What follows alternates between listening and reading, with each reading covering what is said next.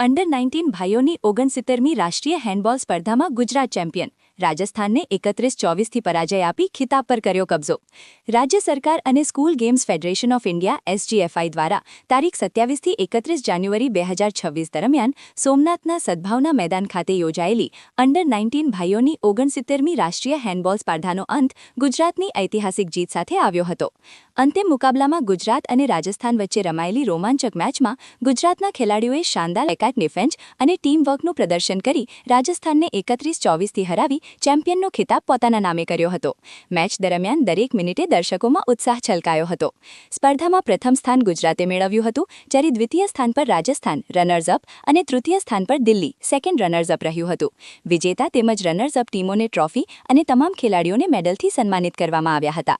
આ પ્રસંગે ધારાસભ્ય શ્રી ભગવાનભાઈ બારડે વિજેતા ટીમ ગુજરાતને ₹10,000 તથા રનર્સ અપ રાજસ્થાન અને સેકન્ડ રનર્સ અપ દિલ્હી ટીમને ₹5,000નું રોકડ પુરસ્કાર આપી ખેલાડીઓની ઉત્કૃષ્ટ રમતને બિરદાવી હતી।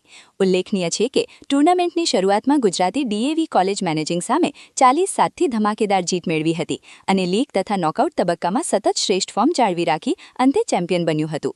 ખાસ ગૌરવની વાત એ છે કે ભાઈઓની સ્પર્ધા પૂર્વે અંડર-17 ગર્લ્સ હેન્ડબોલ સ્પર્ધામાં પણ ગુજરાતની ટીમે પંજાબને 21-7થી હરાવી વિજય મેળવ્યો હતો।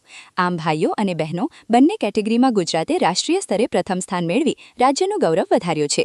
મેડલ સેરેમનીમાં શ્રી સંજયભાઈ પરમાર, શ્રી માનસિંહભાઈ પરમાર, જિલ્લા રમત વિકાસ અધિકારી શ્રી વિશાલભાઈ દેહોરા, જિલ્લા રમતગમત અધિકારી શ્રી કાંજીભાઈ ભાલિયા, જિલ્લા યુવા વિકાસ અધિકારી Shri HT Makwana, sports authority of ઇન્ડિયાના અધિકારીઓ, ટેકનિકલ સ્ટાફ, કોચ અને ખેલાડીઓ મોટી સંખ્યામાં ઉપસ્થિત રહ્યા હતા તેમ યાદીમાં જણાવેલ છે। અહેવાલ VI જીકાણી, ચીફ એડિટર, રાજવંશ ન્યૂઝ।